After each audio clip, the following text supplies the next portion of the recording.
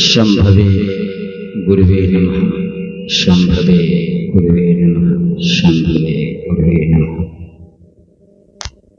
अव्यक्त व्यक्त रूप में चराचर जगत में विराजमान मेरे परम गुरु शिव गुरु के चरणों में मेरा कोटि कोटि प्रणाम। जगत जननी मैया भवानी के चरणों में मेरा कोटि कोटि प्रणाम। हमारे पथ प्रदर्शक श्रेष्ठ ग्रज साहब हरिंद्रानंद जी एवं उनकी शक्ति स्वरूपा दीदी नीलम आनंद के चरणों में मेरा प्रणाम और हर्ष दिल से अंतः आत्मा से कोटि कोटि प्रणाम। आप तमाम बंधु बांधव आध्यात्म प्रेमी, शिव प्रेमी, अन्यान धर्म प्रेमी सज्जन माँ बहन भाई बंधु के चरणों में आज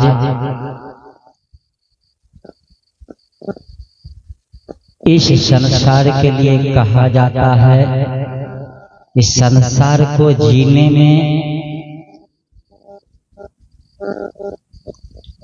दो घड़ियां हमारे साथ सहायक होता है और वो कौन सा है? तो इस जीवों के लिए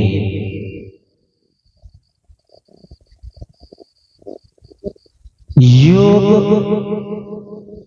और वियोग, योग और वियोग की घड़ी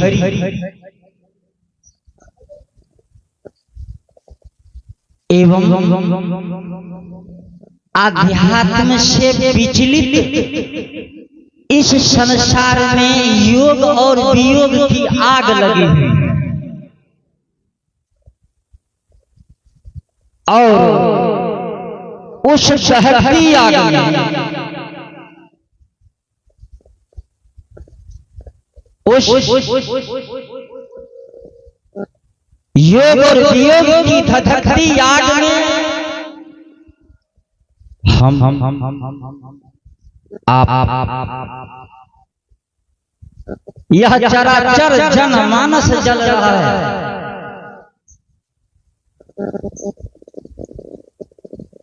उसी आग से बचने के लिए, उसी आग से दूर होने के लिए हमारे जीवन में एक सबल गुरु की आवश्यकता है। और शाम से ही आप लोग तो सुनते ही आ रहे हैं कि गुरु महादेव है। ढेर सारे मेरे बहन सब थी, भाई सब थे, सब कोई अच्छा अच्छा बात बता दिए हैं। कोई कमी ही नहीं रहा। मैं तो ढूंढ रहा हूँ एक एक अध्यात्म के पन्नों से कि शाम से जो मैं सुन रहा हूँ कुछ बचा भी था तो मुझे मिलता भी नहीं है। बड़े धन्यवाद के पात्र हैं भाई प्रफुल्ल जी कि जिन्होंने alpha beta gamma theta zeta theta pi psi there all mean घसीटा दैट लॉर्ड ऑफ शिवा।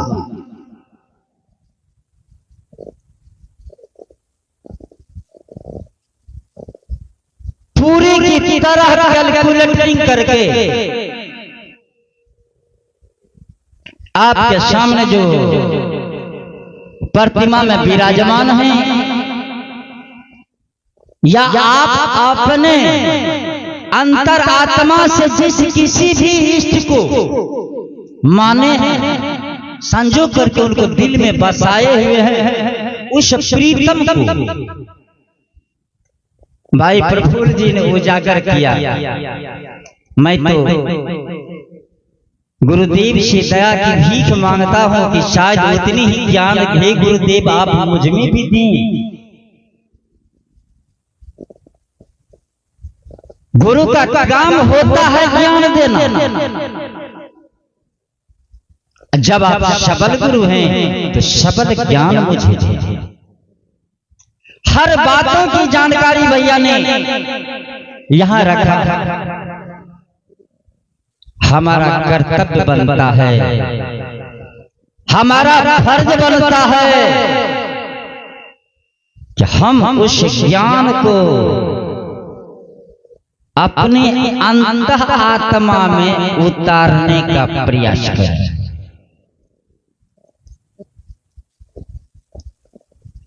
कोई बात बची नहीं, हर बात से अवगत कराया।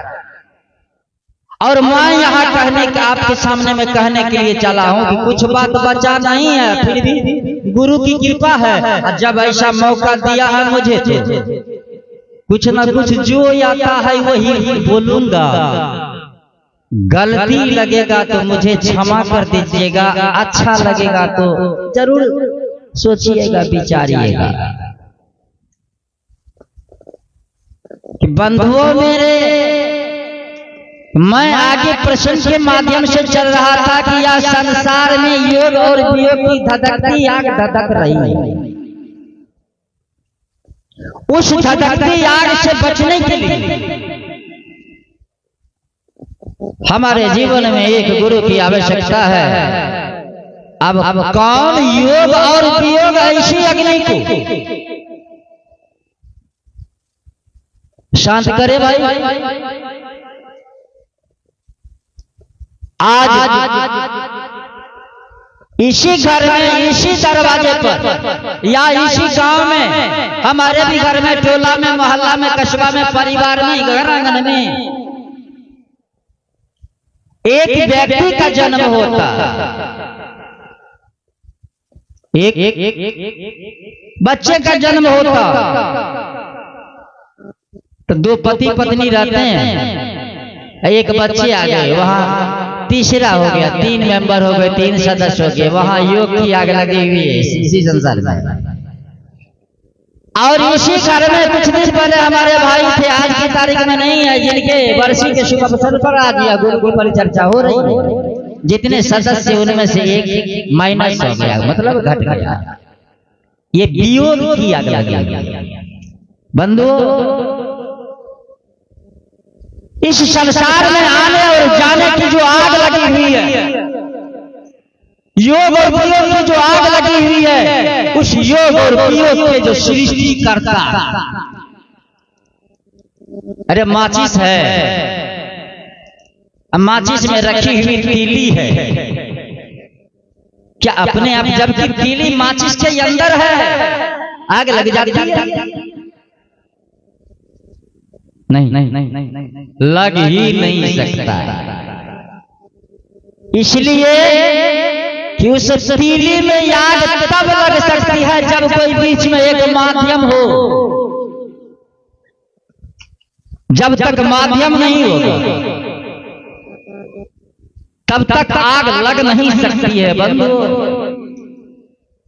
कि अब अभी इस शिव ज्ञान रूपी गंगा में हमें ज्ञान मिली कि और मो।